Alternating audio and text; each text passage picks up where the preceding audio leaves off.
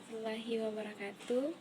Perkenalkan, nama saya Lira Firda Sudirman dengan NIM 230608501017 dari kelas A.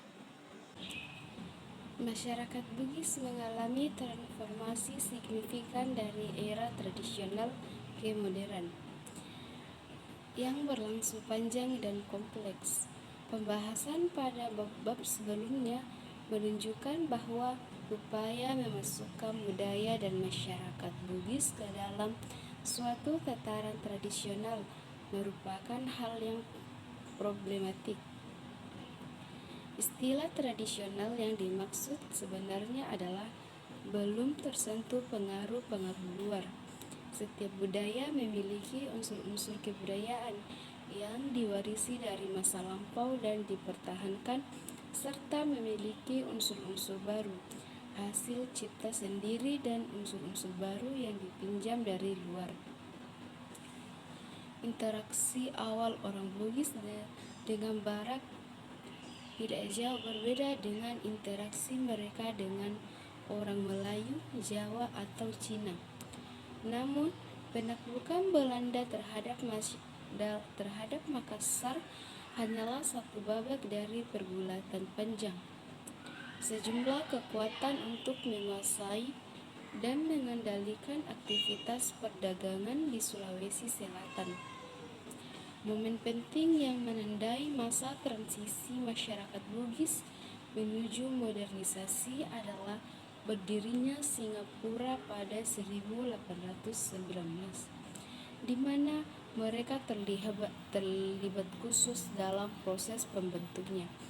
Pintu keluar masuk barang di Asia Tenggara tersebut tetap merupakan proses aktivitas perdagangan mereka hingga dekade 1950-an. Bugis, hubungan kekerabatan merupakan aspek utama kehidupan sosial, spiritual, mental, dan material. Pengetahuan mendalam tentang prinsip-prinsip kekerabatan sangat diperlukan untuk memahami aspek kehidupan masyarakat. Aspek kehidupan masyarakat yang dianggap paling penting oleh orang Bugis. Sistem kekerabatan masyarakat Bugis mengacu pada sistem kekerabatan bilateral atau zognatik, di mana keturunan dari pihak ayah maupun ibu sama-sama penting. Terminologi kekerabatan masyarakat Bugis cukup sederhana dan tergolong dalam sistem kekerabatan atau angkatan, di mana seluruh kekerabatan yang berasal dari generasi yang sama diperlukan sebagai saudara. Bagi masyarakat Bugis, perkawinan berarti siala, yang berarti saling mengambil satu sama lain. Perkawinan adalah ikatan timbal balik yang berdasar pada status sosial yang berbeda setelah menjadi suami istri. Perkawinan bukan sekedar penyatuan dua individu, tetapi suatu upacara penyatuan dan persekutuan dua keluarga yang biasanya telah memiliki hubungan sebelumnya dengan maksud mempererat. Membicarakan gender orang Bugis tidak akan lengkap tanpa membahas keberadaan dan peran penting atau jenis kelamin ketiga, yakni calabai, dan jenis kelamin keempat, yakni calalai. Calabai yang secara etimologis berarti perempuan palsu atau hampir perempuan adalah laki-laki yang bertingkah laku seperti perempuan, sedangkan calalai yang berarti pria palsu atau hampir pria adalah perempuan yang bertingkah laku seperti laki-laki. Beda dengan calabai dan calalai memiliki peran khusus dalam kehidupan spiritual dan ritual masyarakat Bugis. Mereka tidak termasuk dalam kategori homoseksual pada pasangan tersebut, melainkan dipandang sebagai makhluk yang memiliki kemampuan spiritual khusus untuk menjalankan ritual-ritual adat dan menjadi perantara antara dua manusia dengan dunia roh. Aktivitas bisu menjadi sumber penghasilan utama sebagai pelaku Indo-Beting atau ritual tradisional. Tidak ada jabatan dalam kerajaan Bugis manapun yang dianggap sebagai warisan mutlak. Meski tak sedikit putra atau putri raja yang mewarisi tahta orang tuanya. Banyak jabatan yang terbuka bagi kaum perempuan di kerajaan Luwu, Sopeng, dan Bone. Jabatan raja sekalipun terbuka bagi perempuan. Jika ada jabatan yang lowong, pejabat baru dipilih oleh sebuah dewan pemilihan khusus berdasarkan berbagai kriteria seperti garis keturunan, hubungan dengan pejabat sebelumnya, kualitas pribadi, dan pengaruh yang dinilai dari jumlah kualitas pengikutnya.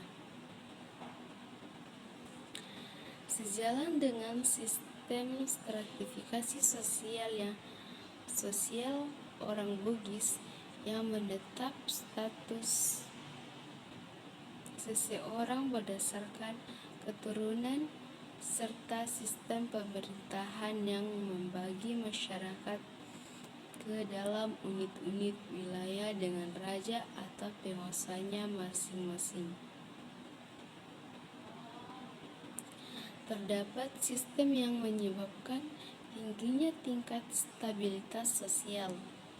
Sistem ini mengalokasikan kepada setiap individu tempat yang permanen dalam suatu bagian masyarakat tertentu dan memungkinkan terjadinya mobilitas sosial, persaingan antar strata sosial, kerjasama antar strata sosial, dan integrasi dalam berbagai kelompok yang biasanya tak memperhitungkan batas wilayah.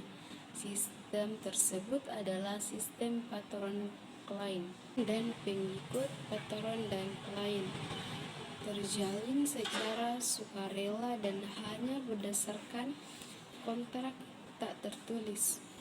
Hubungan ini bisa berakhir kapan saja dan sepanjang klien tidak memiliki hutang kepada patronnya, maka di setiap saat dapat pindah ke patron lain. Sang tuan harus berbaik hati dan melindungi para pengikutnya. Jika mereka menyerang pengikut, sama artinya dengan menyerang majikan, dan sang patron berkewajiban membalas dendam. Berhubung jabatan politis dalam sistem pemerintahan Bugis tidak berdasarkan pewarisan mutlak, persyaratan suksesi kekuasaan adalah status kebangsawan dan keanggotaan dalam silsilah yang longgar. Kadang-kadang dari garis keturunan yang sudah amat jauh, maka nilai lebih mereka yang bersaing untuk menduduki suatu jabatan dan ditentukan pula oleh besarnya jumlah dan pengaruh pengikutnya. Ada dua jenis pengikut, dari kalangan biasa yang bisa melayani langsung tuannya, dan pengikut dari kalangan bangsawan, lebih tepat disebut pendukung, yang juga memiliki pengikut sendiri. Melalui struktur piramida kekuasaan terbangun, beberapa kelompok pengikut bersatu melalui pemimpin masing-masing di bawah satu patron lebih tinggi. Ada bukti jelas bahwa besarnya pengaruh pemimpin terkenal Arung Palaka di abad ke-17 berakar dalam sistem semacam itu. Contoh lain adalah peran penting yang dimainkan pemimpin Bugis yang merantau dengan pengikut mereka ke tanah Melayu dan tempat-tempat lain pada abad ke-18.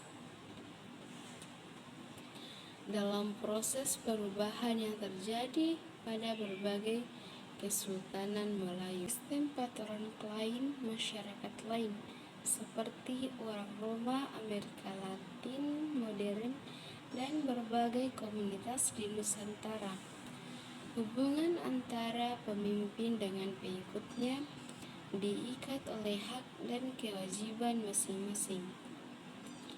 Pemimpin bertanggung jawab atas kesejahteraan pengikutnya dengan menyediakan lahan ternak atau alat yang dibutuhkan serta memberikan bantuan saat mereka mengadakan pesta atau ketika mereka bertimpa musibah.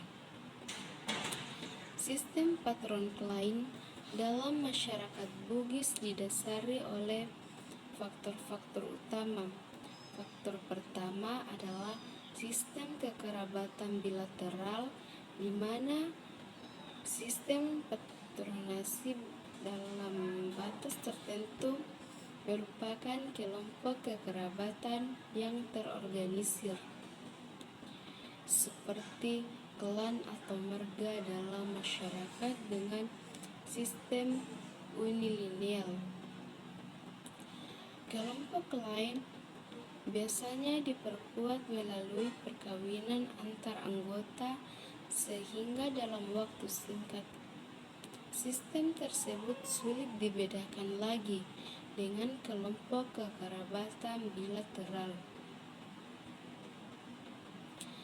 Faktor lain yang mendukung lahirnya ikatan patron lain adalah adanya suatu sistem stratifikasi sosial yang mengizinkan kaum bangsawan terlibat dalam perdagangan dan redistribusi